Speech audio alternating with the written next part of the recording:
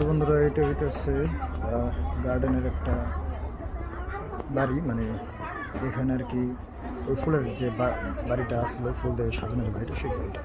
এখানে কিন্তু প্রচুর ফুল আছে, আপনারা দেখতে পাচ্ছেন বন্ধুরা। তো এই যে ফুল আপনাদেরকে দেখাইতেছি, অনেকগুলো টব আছে।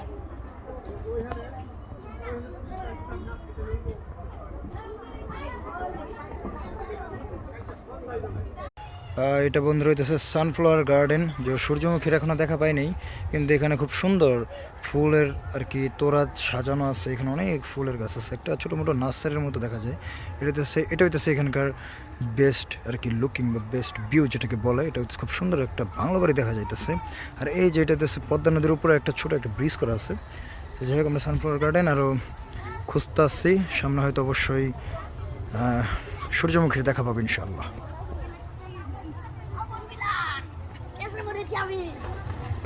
নদীর উপর আছে অনেক সুন্দর সুন্দর জিনিস। বন্ধুরা, এটা হইতেছে একটা ছোট কফি হাউস।